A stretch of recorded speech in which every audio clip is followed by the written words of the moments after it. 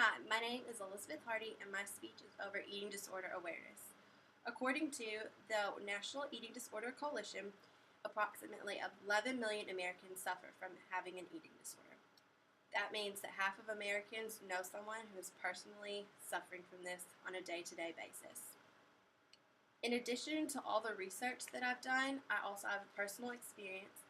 My best friend was diagnosed with having anorexia, which is a main eating disorder that most girls from the age of 15 to 21 have.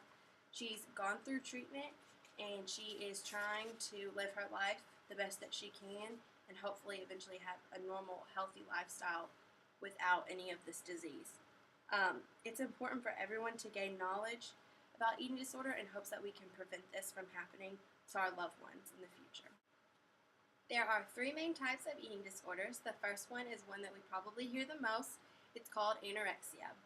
Anorexia is when you have the fear of gaining weight, you have a distorted view of your body, and there's no way that you maintain a healthy weight. A lot of people that suffer from anorexia don't eat at all or very little. They are very, very intent on counting calories and making sure that they only eat a certain amount of food. This is the eating disorder that is known for thinspo, thinspiration.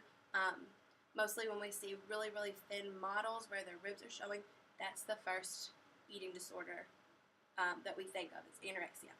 The second one is bulimia. Now, most people think that bulimia just deals with when you eat and then you vomit your food back up, which is also known as purging. That is incorrect.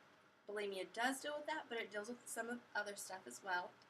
It is when you eat and you feel bad about what you eat. You have a distorted view of your body. You think that that one meal is going to cause you to gain so much weight. So you either vomit or you fast for the next day, trying to think that will cancel out the meal that you just ate. Or you exercise vigorously, like to the max. The third eating disorder that most people have a hard time comprehending, they don't understand why it's an eating disorder, is overeating or binge eating. What that means is when you feel bad about yourself or you've had a bad day, you go home and you eat an entire pizza or an entire 12-pack of Krispy Kreme.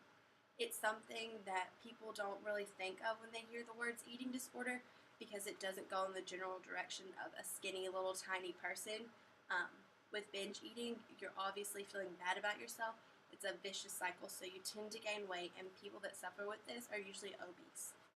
Now that you're aware of the types of eating disorders, we're going to go over some of the symptoms and the way that it affects our body. With anorexia, that's the one where you see the most physical change. You see a dramatic amount of weight loss, and it's nothing healthy like 1 or maybe 2 pounds a week. It's anywhere from 5 to 10, depending on your weight when you started doing this.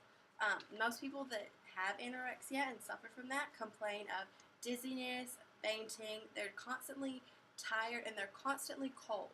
That's one really, really big sign of anyone that's anorexic. They're cold and shaking because they're not getting the nutrients for their body, so their bodies are going and eating the fat that's inside.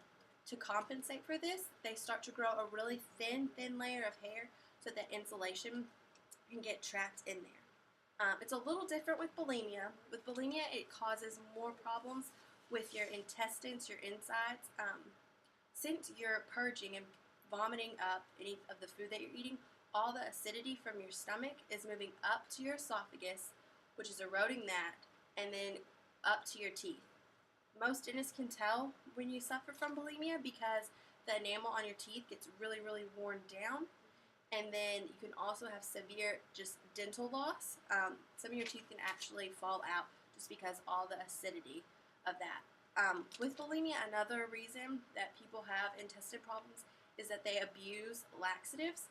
So what that does, it gives you like polyps inside your colon, and it doesn't help at all. It's pushing all of that out constantly, and it gets inflamed.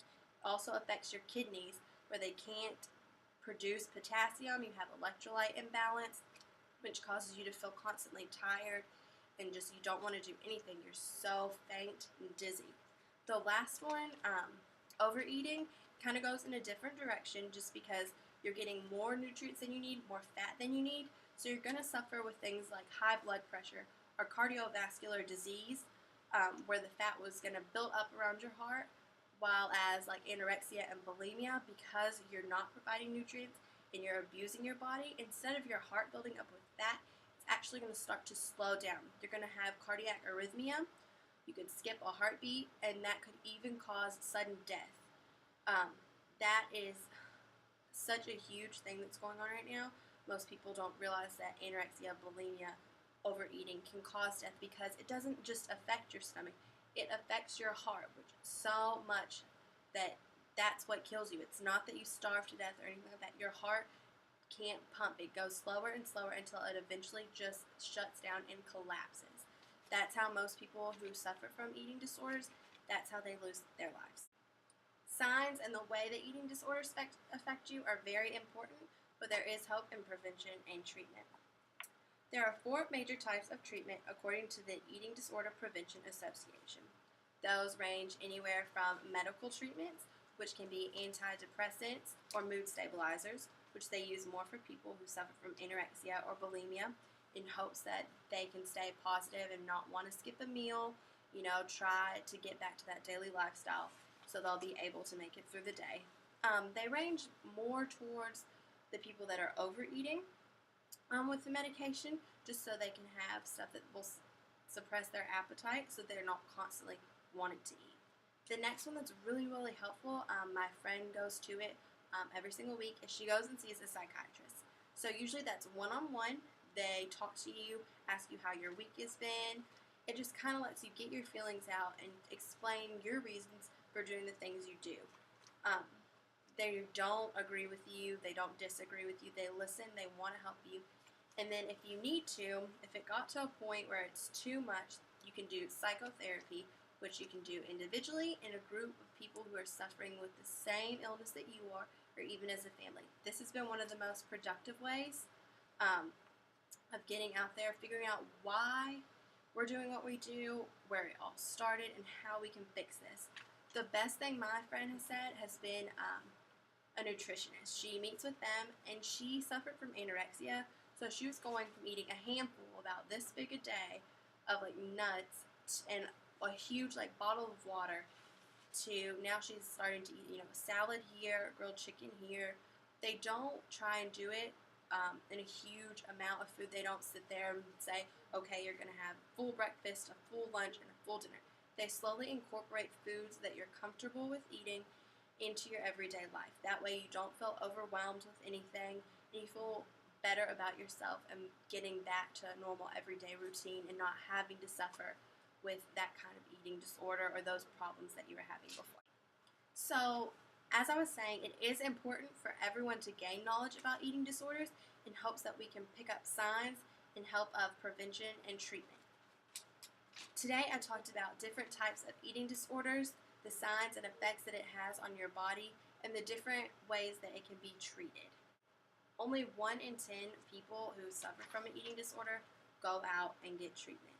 So if you see someone or you know someone personally, talk to them, let them know that there is help. They don't have to suffer with this, and they can make it through it.